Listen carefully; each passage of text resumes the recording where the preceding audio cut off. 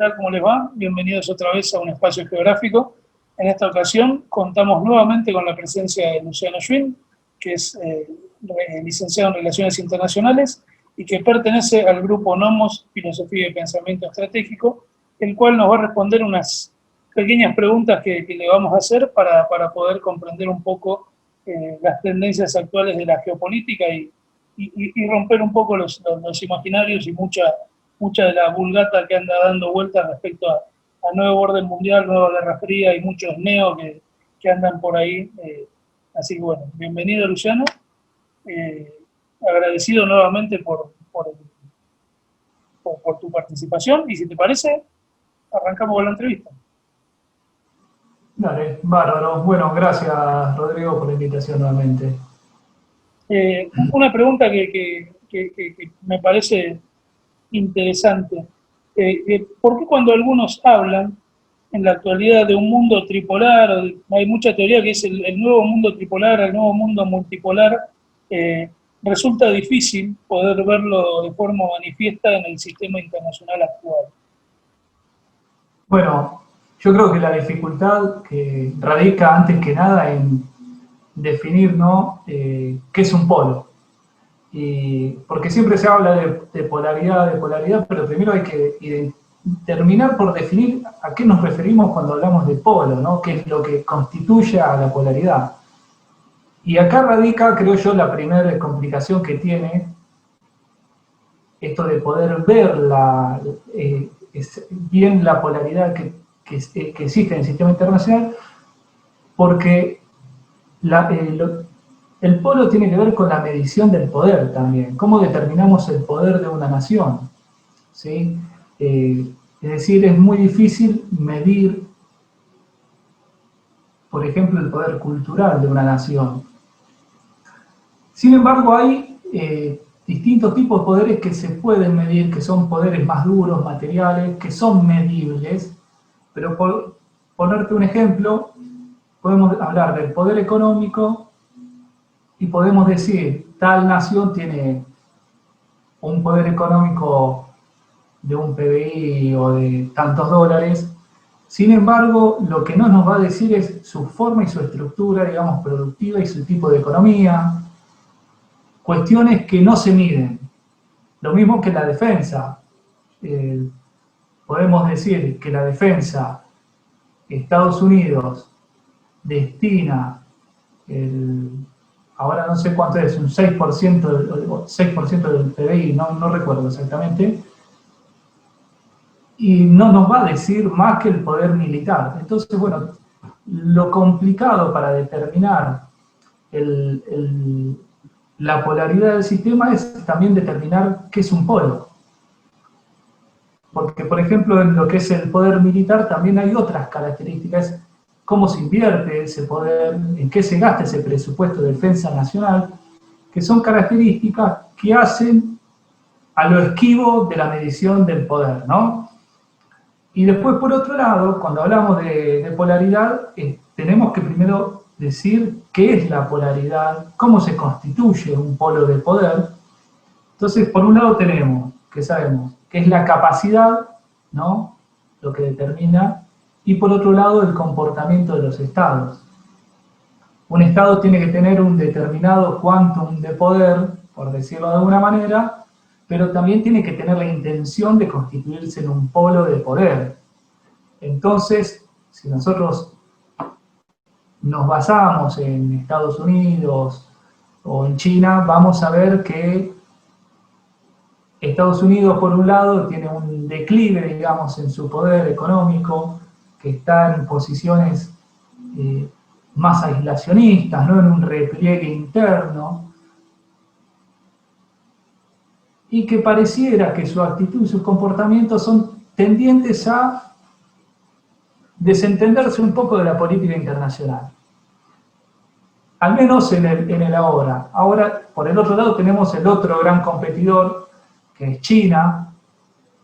China tiene, por su propio peso económico, toda una constelación de intereses económicos alrededor de ella, pero que se constituyen en tanto y en cuanto es un poder económico de primer orden. Ahora bien, Y esta pregunta queda abierta para que se responda. ¿Tienen la intención de constituirse realmente en un polo de poder e influir en el tipo de orden del sistema internacional? Bueno, algunos sacarán sus conclusiones, su respuesta en base a sus experiencias, pero es una pregunta abierta que nos queda con si quiere realmente constituirse en un polo de poder. Entonces, creo, me parece, ¿no?, que el tipo de... ahí radica lo difícil, ¿no?, de determinar qué tipo de polaridad hay en el sistema. En la década del 70, me imagino, la gente a la mañana se despertaba y sabía que estaba en plena Guerra Fría, en pleno mundo bipolar.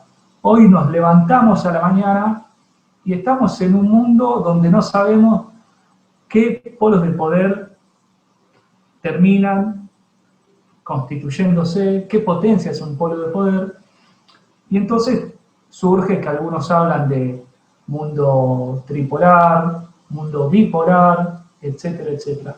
A mí me parece, ¿no?, que estamos en camino, por esto mismo que decía, estas dificultades de determinar los polos de poder, que estamos caminos, o estamos como en una transición de un mundo unipolar, el fin del mundo de la era unipolar norteamericana, hacia un mundo de no polarización, hacia un mundo no polar, donde se está intentando una bipolarización. Entonces me parece que se dificulta más que nada por la característica maleable o dificultosa que tiene el poder de medirse. Y luego, como te decía, de las actitudes. Tenemos, por ejemplo, intelectuales que hablan también de la no polaridad, como Richard Haas. Richard Haas sostiene que la no polaridad viene dada no por una pérdida de capacidad de las potencias, sino por una emergencia de distintos actores no estatales que vienen a erosionar, por decirlo de algún modo, el poder, la distribución del poder global. Yo no comparto esta apreciación porque lo que termina haciendo es ocultando la importancia y la incidencia que tienen las potencias en determinar los distintos tipos de órdenes en el mundo. Entonces, es como sacarle, digamos, responsabilidad a las potencias mundiales y decir, bueno, llegamos a la no polaridad porque hay más flujos transnacionales, hay nuevos actores transnacionales, emergentes, individuos que vienen a cuestionar la polaridad y ya no se puede hablar de polaridad, pero estamos, como hablábamos anteriormente, estamos en presencia de un resurgimiento del Estado y creo que lo que termina por determinar la polaridad es el poder justamente de los Estados. Bien, y ahora te voy a hacer la pregunta que creo que todo el mundo siempre quiere hacer, que muchos diarios, es como que todos tratan de ganar la primicia en esto. ¿Se podría hablar en función de este contexto de que estamos en una nueva Guerra Fría o en una Guerra Fría 2.0, como muchos refieren? Bueno, a mí me parece, ¿no?, que hablar en términos de Guerra Fría es caer en un reduccionismo, porque lo que estamos presenciando en todo caso tiene características propias, distintos de lo que fue la contienda bipolar entre Estados Unidos y la Unión Soviética. Entiendo que se quiere hacer una suerte de refrito, digamos, de esta contienda, que termina, al fin y al cabo, más que nada con una narrativa, ¿no?, casi similar, esta idea del peligro rojo, el peligro que viene del oriente, ¿no?, estas hordas que vienen desde allá a quebrar nuestra civilización occidental. Bueno, suena más que es un refrito que la realidad misma, ¿no? Pareciera que Estados Unidos, tal como sucedió a partir del 2001, que necesitó un enemigo en el cual desarrollar su política exterior, pareciera que ahora viene a suceder lo mismo, ¿no? Esta necesidad de identificar un enemigo, una amenaza. Que esto tiene que ver un poco como con lo que hablamos la vez anterior, el tema de la defensa, ¿no? Esta idea de que se erige en base a un otro. Bueno, Estados Unidos está haciendo esto. Y a mí me parece que es peligroso hablar en estos términos porque termina siendo funcional, me parece, a un tipo de ordenamiento que a nosotros no sé si nos interesa realmente. Nos interesa estar en un mundo bipolar y después, bueno, lo que te decía anteriormente, ¿China quiere eso China? Bueno, hay que ver las posibilidades estratégicas que tiene sobre todo China, para evadir esta cuestión a la que le está llevando Estados Unidos. Sí es cierto que hay una gran competencia económica, pero recién hablábamos de la medición del poder. Estados Unidos tiene el 36% del gasto de defensa a nivel mundial. No tiene competencia Estados Unidos en ese ámbito. Ahora bien, ¿dónde tiene competencia? En lo que es el poder económico. Porque ahí sí China hoy es una potencia, es la primera potencia económica del mundo. Entonces, bueno, me parece que esta situación, ¿no? Que pareciera que es un anhelo, ¿no? Que están buscando volver a una guerra fría, que como te decía, no tiene, por lo menos esta competencia, las mismas características. No hay un pacto de Varsovia, que yo sepa, existente. China no está tampoco llevando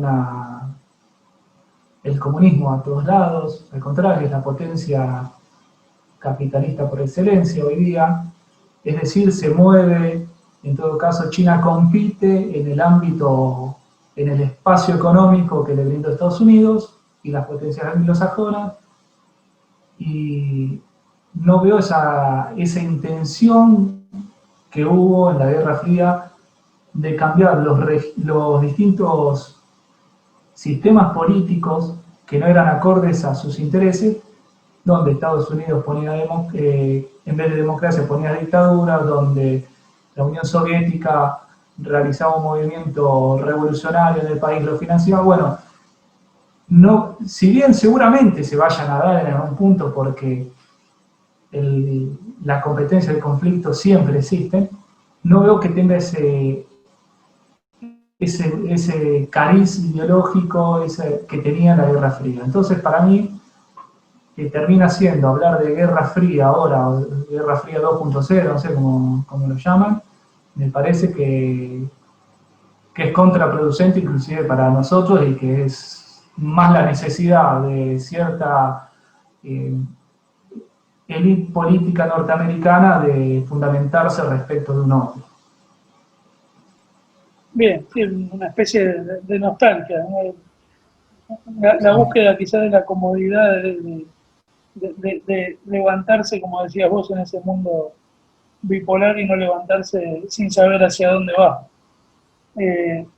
Otra de las preguntas que te quería hacer es, más que nada teniendo en cuenta este hecho reciente de Francia con el Líbano, esta idea indirecta de renacer o de rearmar el protectorado, a lo cual se suma esto de la reviviscencia del rol del Estado dentro del plano internacional. ¿Qué te hace pensar? Como esto de la aparición otra vez de figuras decimonónicas, ¿qué te hace pensar al respecto? Bueno, si hay algo que trajo, creo, esta situación de la pandemia, es un destacado rol de los estados. Está clarísimo, ¿no?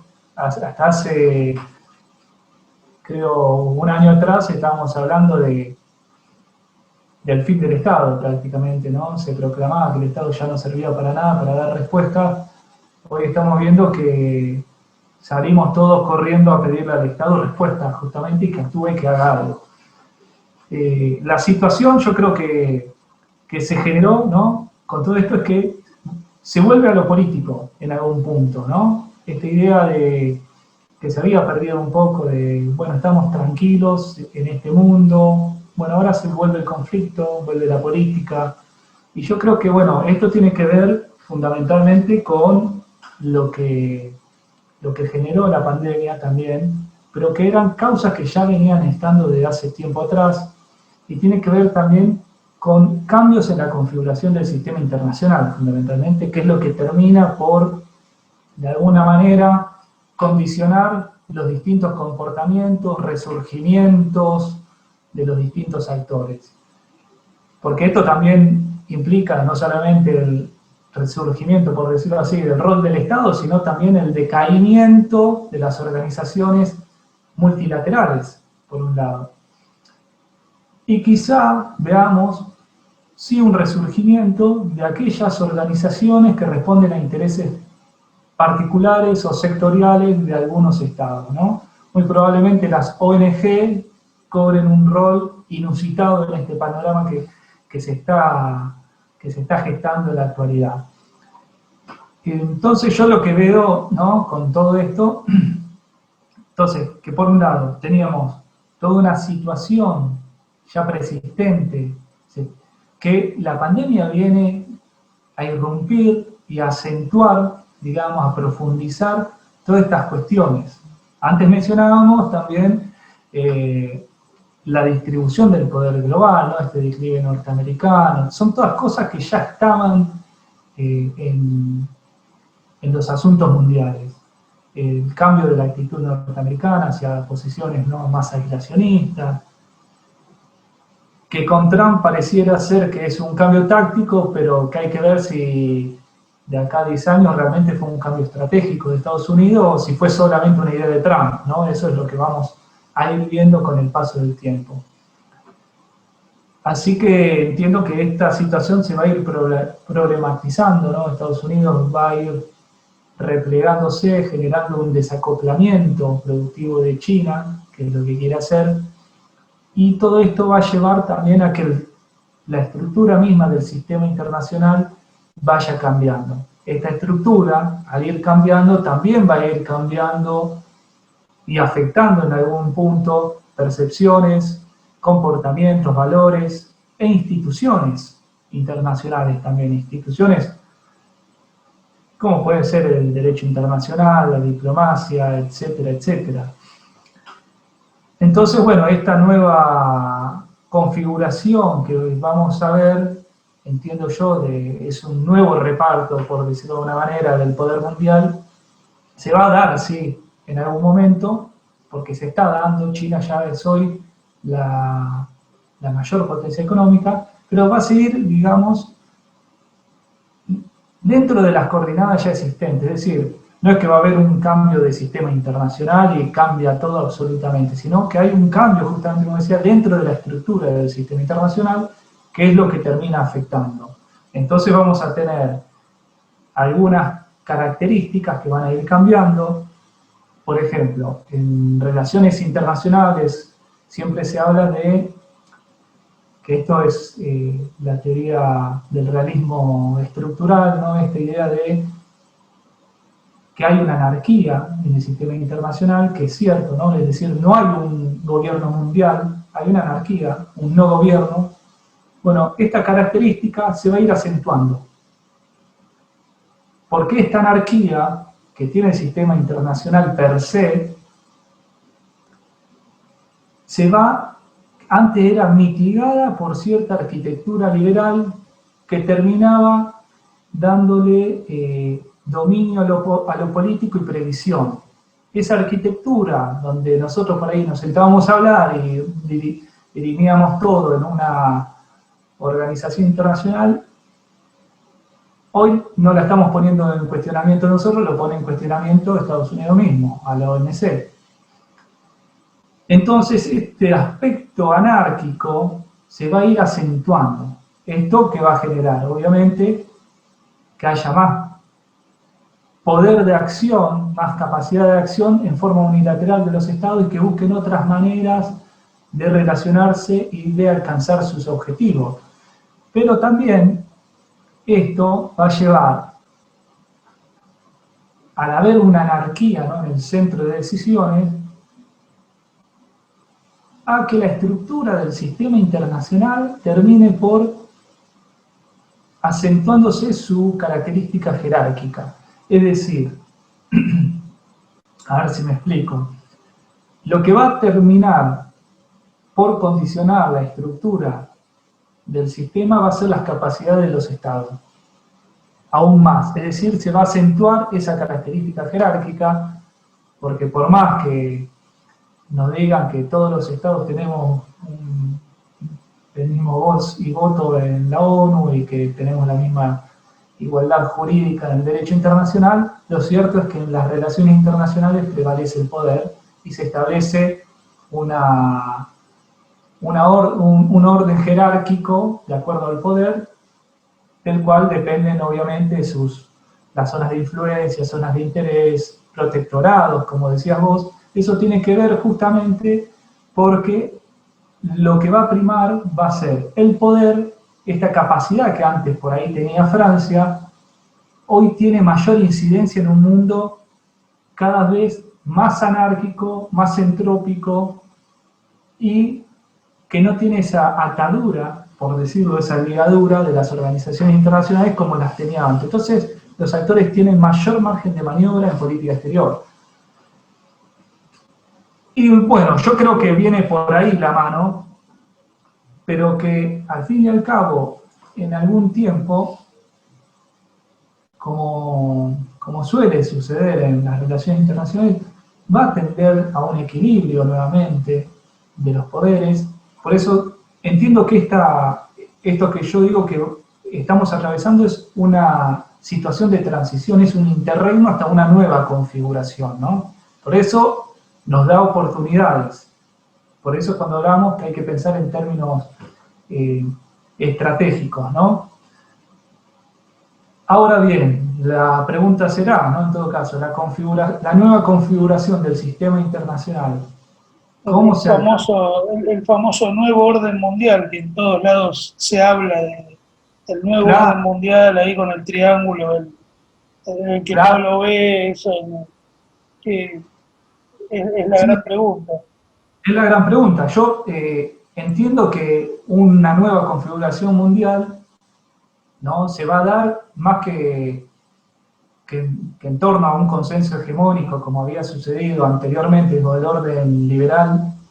Lo que va a terminar sucediendo es que va a ser fruto, digamos, de la fricción e interacción de los distintos intereses de las naciones.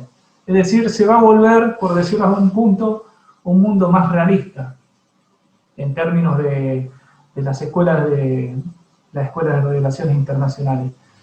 Así que, bueno, y lo que vos decías también, ¿no?, que ahora se viene hablando del nuevo orden mundial, ¿no?, que no sé qué tan de nuevo tiene. Claro, esas teorías conspiracionistas que dan vueltas vinculadas con el tema de las vacunas, los chips, el seguimiento, etcétera, etcétera. Sí. Bueno, el otro día me surgía también, hablando en una de las redes sociales, alguien ponía el nuevo orden, y yo precisamente le decía esto que vos decís. O sea, si vos querés pensar en un nuevo orden, tenés que retrotraerte bastante tiempo, porque lo que está pasando hoy por hoy dista mucho todavía de ser un nuevo orden y dista mucho de apuntar hacia un nuevo orden en el sentido en el cual lo promueven lo proponen como algo de absoluto, así que es blanco o negro, y creo que falta mucho para que se termine de configurar. Difícil reemplazar, como vos decías, al orden liberal del siglo XIX. Exacto, sí. Aparte ¿qué entendemos por nuevo orden mundial, ¿no? Entendemos un orden mundial liderado por por la élite anglosajona, por las potencias liberales. Bueno, ese orden ya está hace tiempo, justamente. ¿Cuál sería el nuevo orden mundial? Esa sería la pregunta, ¿no? Entonces me parece que de nuevo no tiene nada en todo caso. En todo caso, lo que estamos viendo es como después de una pelea, viste, que que termina la pelea y siempre queda uno, va y patea o va y se afana una billetera. Bueno, me parece que lo que estamos viendo ahora es un aprovechamiento, ¿no?, de esta circunstancia donde hay un caos total y donde ciertos intereses particulares y sectoriales aprovechan esta situación. Pero me parece que el nuevo orden no tiene nada, todo lo contrario, estamos en el fin de un orden mundial, liberal, y que en todo caso un nuevo orden surgirá, pero no esto que están diciendo es un disparate, ¿no? Porque primero hay que ir hacia qué es orden mundial, ¿no? Esta idea del orden mundial. Hedley Bull, el británico, que es uno de los mayores exponentes de la Escuela Inglesa de Relaciones Internacionales, decía, el orden mundial es un estado de cosas o una situación.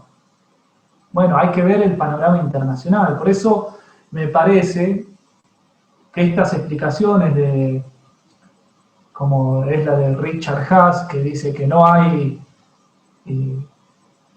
que la no polaridad se está dando por emergencia de otros actores, no, y que para mí en realidad lo que está haciendo con esta explicación es ocultando la capacidad de imponer orden que tienen las potencias.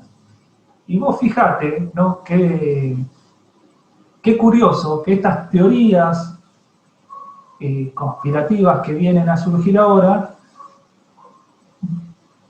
ponen el foco en el individuo. Es decir, si lo analizamos desde las relaciones internacionales, estamos viendo que ellos no están considerando al Estado, a las potencias, como elementos ordenadores. Es decir, el individuo, en este caso, viene a moldear el nuevo orden mundial.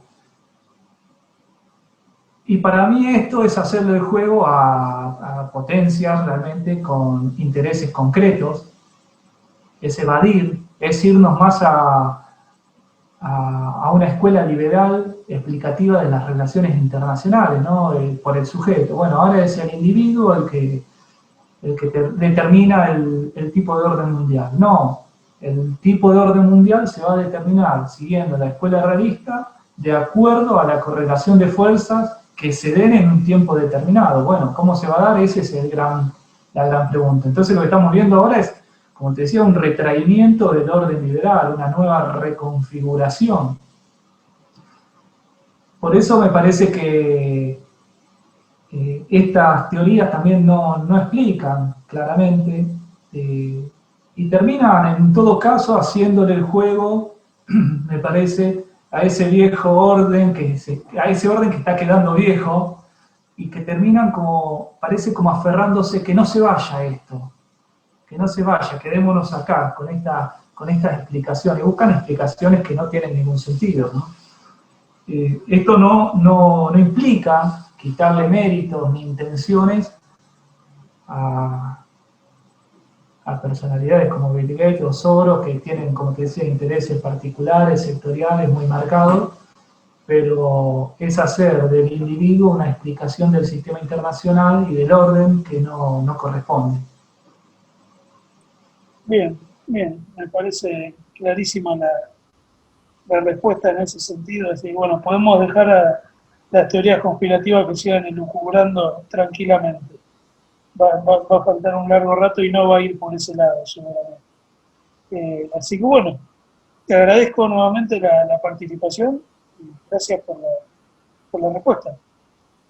Esperamos verte próximamente. Bueno, te agradezco muchísimo por la invitación y encantado de estar acá. Así que bueno, espero que se vuelva a repetir. Listo, nos estamos viendo entonces. Gracias. Hasta luego.